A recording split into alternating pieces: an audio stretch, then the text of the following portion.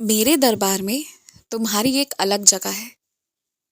तुम्हारा सेवा करने का तरीका, तुम्हारे मन के भाव कोई छीन नहीं सकता। तुम्हें ऐसा लगता होगा कि बाबा आपके दरबार में हजारों भक्त आते हैं और फिर हजारों भक्त चले भी जाते हैं। कोई रहे या ना रहे इससे क्या फर्क पड़ता है। तुम्हारा दरबार तो हमेशा भरा रहता है। अगर ये विचार है ना तुम्हारे, तो इसे अपने मन से निकाल दो। मेरे दरबार में आए जो भक्त मेरे पास टिक जाते हैं, जो मेरे चरणों पर विश्वास रखकर सबूरी के मार्ग को अपना लेते हैं ना, उनकी जगह अलग होती है। जैसे कि तुम्हारी जगह, जिसे कोई छीन नहीं सकता। कभी कभी तुम्हें लगता होगा कि तुम आखिर क्या ही सेवा कर रहे हो मेरी, लेकिन तुम याद करो, जो तुमने किया है और जो तुम कर रहे हो वो बहुत बड़ी सेवा है। तुम जो लगातार मेरा नाम जपते रहते हो, मुझे स्मरण करते हो, तुम्हारे आसपास जितनी चीजें मौजूद है ना, जिन चीजों को तुम देख नहीं पाते, महसूस नहीं कर पाते, या तुम्हारी आंखें देख ही नहीं पाएंगी, वो इतने छोटे हैं। उन चीजों का भी उद्धार होता है, उन प्राणियों का भी उद्धार होता है। तुम्हारी सेवा अलग है, जो मेरे दरबार में कोई दूसरा कर ही नहीं सकता। तुम्हारी जगह तुमने खुद बनाई है, ये तुमने खुद हासिल किया है। और इसलिए तुम ये बात हमेशा के लिए जान लो कि जो तुम्हारी परीक्षा ले रहा है ना, वो वास्तविकता में तुम्हारी परीक्षा ले ही नहीं रहा, वो तो मेरी परीक्षा हो रही है। वो मेरी परीक्षा ले रहा है, क्योंकि बतौर इंसान उसे भी पता है कि कुछ गलतियां तुमसे भी हो सकती हैं। हालांकि तुम एक बहुत अच्छे इंसान हो, सज्जन व्यक्ति हो, लेकिन बावजूद इसके कुछ गलतियां तो हो सकती हैं, और वो चाहे तो पल भर में माफ कर दे। पर जो लोग माफ नहीं कर रहे हैं ना तुम्हें, उन्हें मेरी तलाश है।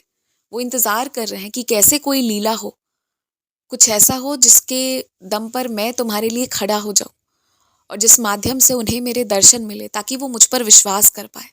कुछ ऐसे लोग हैं जो कई दरबार भटक चुके हैं और कई दरबार भटक रहे हैं, पर उन्होंने एक बार भी किसी भी देवी देवता पर विश्वास नहीं दिखाया। अगर उन्होंने किसी भी एक रूप पर विश्वास दिखाया होता ना, तो वो सब कुछ तो एक ही शक्ति है ना, जिसके पास वो कृपा, जिसके पास वो प्रार्थना पहुंच रही थी।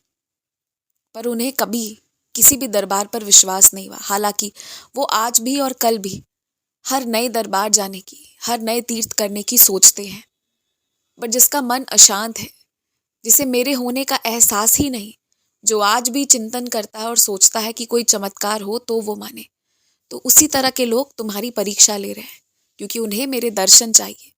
और तुम्हें इससे परेशान नहीं होना चाहिए, क्योंकि तुम सौभाग्यशाली हो, जो तुम्हें चुना गया है, जो तुम्हारे माध्यम से किसी का उत्थान होगा, किसी को उसके गुरु मिलेंगे, किसी को उसके जीवन की दिशा मिलेगी, किसी को रब की सच्ची इबादत करने का तरीका मालूम हो जाएगा। तो तुम सौभाग्यशाली हो। तुमसे जुड़ा हर मनुष्य कुछ अच्छा ही लेकर जाता है। मैं ये मानता हूं कि लोगों के आने और जाने से, लोगों के तुम्हारे जीवन में टकराने से कई तरह की नकारात्मक चीजें लोग तुम्हारे पास छोड़ जाते हैं, जिसके कारण तुम परेशान होते हो, रोते हो। लेकिन वो सारी नकारात्मकताएं ना मैं खत्म कर देता हूँ। तुम में बर्दाश्त करने की क्षमता ज्यादा है, इसलिए वो चीजें तुम्हारे पास खोल दी जाती हैं, रख दी जाती हैं। क्योंकि तुम्हारे मार्ग से ना जिन भक्तों की नकारात्मक चीजें हैं, वो मेरे पास पहुंचा दी जाती है, और सकारात्मकता फिर तुम्हारे ही माध्यम से उन तक जाती है। क्योंकि हर बच्चा सीधे मेरे दरबार में नहीं आ सकता, और तुम आ और जा सकते हो, इसलिए तुम बीच का माध्यम बनते हो। तो तुम सौभाग्यशाली हो। तुम चाहे रो या परेशान हो, चाहे जो भी हो, पर एक बात तुम हमेशा के लिए जान लो, तुम तरक्की करोगे और खूब तरक्की करोगे। और जो तुम्हारे ऊपर शक करते हैं, झूठे इल्जाम लगा रहे हैं, जो ये कह रहे हैं कि तुम गलत हो, उनका दिल, उनका हृदय, उनका मन भी जानता है कि तुमसे ज्यादा सही कोई नहीं है।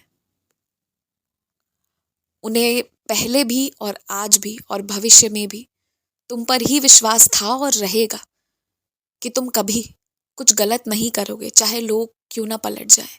क्योंकि तुम एक अच्छे इंसान हो। उन्हें तो इस बात पर भी विश्वास है कि चाहे वो ही तुम्हारे साथ कितना भी गलत क्यों ना कर दे, तुम कभी गलत के रास्ते नहीं अपनाओगे। सोचो, ये विश्वास तुमने पाया है।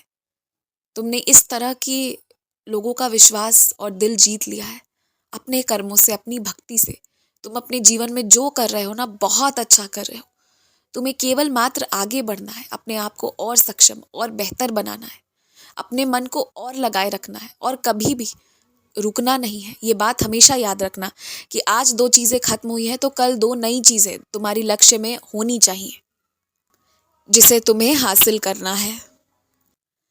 बस एक बात मैं तुम्हें आज भी कहना चाहूँगा कि जिस दिन तुमने मौन को चुन लिया ना, तुमने शांत रहना चुन लिया, जिस दिन तुमने बहस करना छोड़ दिया, तो समझ लो कि उस दिन तुमने जो बची हुई जंग है ना, वो भी जीत ली है। जितनी बार चिल्लाओगे, जितनी बार अपनी गवाही दोगे, अपने सच्चाई का सबूत देना चाहोगे, उतनी बार कोई सुनना नहीं चाहेगा। क्योंकि सबको झगड़ा करना है इस वक्त तुमसे, वो तुमसे थोड़ी कर रहे हैं, वो तुम्हारे माध्यम से मुझसे झगड़ना चाह रहे हैं, क्योंकि वो मेरे पास पहुंचना चाहते हैं। तो मैं चाहता हूं कि अब ये मेरे और उनके बीच की बात है, मुझे जवाब देने दो, तुम मौन धारण कर लो और दूसरों की दृष्टि से मुझे मत देखो, केवल मात्र अपनी दृष्टि से देखो। मुझे देखने का जरिया, मुझे देखने का नजरिया हर भक्त का अलग अलग है और कभी भी दूसरा कैसे मुझे देख रहा है, कैसे मेरा आकलन कर रहा है, इस पर भी सवाल मत उठाओ। जिसे मैंने जैसे दर्शन दिए, जिसे मैंने जो समझाया है ना, वो वही मानता है। जिसे मैंने मेरी समाधि दिखाई है, वो मुझे समाधि में पहचानता है। जिसे मैंने अपने द्वारका माई में दिखाया है, वो मुझे द्वारका माई में पहचानता है। और जिसे मैं अपने साक्षात दर्शन दे गया हूँ, वो मुझे वैसे पहचानता है। कुछ लोग मुझे ऐसा मानते हैं कि मैं एक बूढ़े का स्वरूप धारण किया हूँ, तो कुछ लोग मुझे स्त्री के रूप में भी देखे हैं। मेरे रूप अनेक हैं, यकीन मानो। हर इंसान को अलग अलग तरह से साक्षात्कार हुए हैं, इसलिए किसी की बात को काटो मत। कोई गलत नहीं है, सब सही है। जिसे जैसा समझाया गया है वो वैसा ही समझेगा और वो मेरा बखान वैसे ही करेगा। तो इसलिए मेरे कोई भी भक्त गलत नहीं है, सारे सही हैं। इसलिए कभी किसी की बात काटो मत और ना ही किसी और की दृष्टि से मुझे देखो। जो तुम्हें मिल रहा है, जिस तरह से तुम्हें दर्शन दे रहा हूँ, तुम केवल उस तरह से देखो।